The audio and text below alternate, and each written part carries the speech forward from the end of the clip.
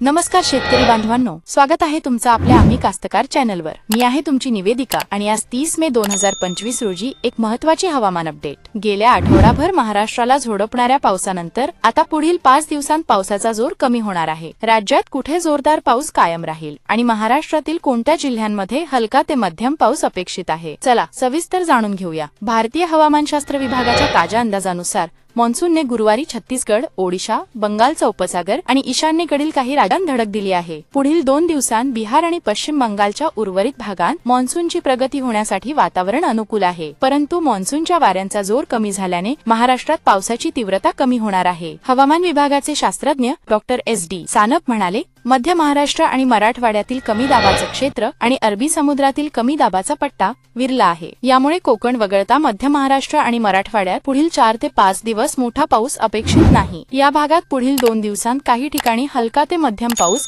आणि त्यानंतर हलक्या स्वरूपाचा पाऊस पडण्याची शक्यता आहे। कोकणात मात्र पुढील 2 दिवस जोरदार पाऊस कायम राहील। गेल्या आठवड्याभरात राज्यातील बहुतांश जिल्ह्यांमध्ये अनपेक्षित मोठा पाऊस झाला आहे। मे महिन्यात असा पाऊस यापूर्वी कधीच पाहायला मिळाला नव्हता। आता पावसाचा जोर कमी होताच शेतात उघडीप मिळेल आणि 5 ते 6 दिवसांत जमिनीत वापसा येण्यास मदत होईल। यामुळे पेरणी योग्य स्थिती निर्माण होईल। कृषी संचालक विनय कुमार आवटे यांनी सांगितलं, कोकणातील शेतकऱ्यांनी भात रोपे टाकण्यासाठी ही उत्तम वेळ आहे। विदर्भ, मराठवाडा आणि उत्तर महाराष्ट्रातील शेतकऱ्यांनी अतिवृष्टीमुळे झालेल्या नुकसानीचा अंदाज घेऊन वापसा आल्यानंतर बीज प्रक्रिया करूनच कापूस आणि सोयाबीन सारख्या पिकांची पेरणी करावी। पावसाचं प्रमाण कमी असलेल्या ठिकाणी जमिनीतील ओलाव्याचा अंदाज घेऊन पेरणीला सुरुवात करा। शेतकरी बांधवांनो, पावसाचा जोर कमी होत असल्याने आता शेतीच्या कामांना गती द्या। पेरणीपूर्वी जमिनीची तयारी करा आणि तयार पिकं लवकर काढून सुरक्षित ठिकाणी ठेवा। विशेषतः कांदा, केळी यांसारखी पिकं सुरक्षित करा। कोकणातील शेतकऱ्यांनी जोरदार पावसामुळे सावध राहावं आणि स्थानिक प्रशासनाच्या सूचनांचं पालन करावं। तुमच्या भागात पावसाची काय परिस्थिती आहे? शेतीच्या कामांना कशी सुरुवात केली आहे? कमेंट्स मध्ये नक्की सांगा। अशा लेटेस्ट अपडेटसाठी आमचं चॅनल सबस्क्राइब करा आणि बेल आयकॉन दाबा। तसेच अधिक माहिती आणि शेतीविषयक टिप्ससाठी आमच्या व्हॉट्सअप ग्रुपमध्ये सामील व्हा। लिंक डिस्क्रिप्शन मध्ये आणि स्क्रीनवर उपलब्ध आहे। तर भेटूया पुढच्या अपडेटसह। धन्यवाद।